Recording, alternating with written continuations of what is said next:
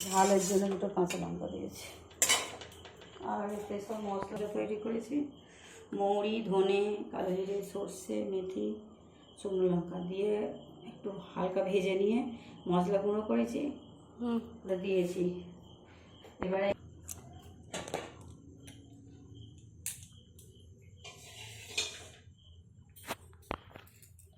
গরম তেলটাই তো দেওয়া হচ্ছে, মাখা হবে, আম তেল হবে।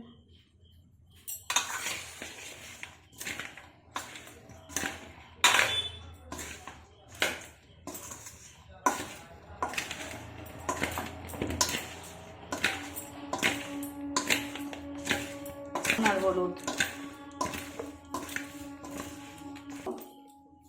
এতে ভরে দেবো, দিয়ে তেল দিয়ে এবারে 1 সপ্তাহের মতন রোদ্দুরে দিতে হবে রোজ।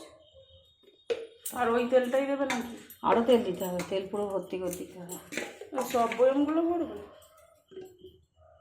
ওইগুলো তো কি সেই গুড়টা রাখবে নাকি জেলে?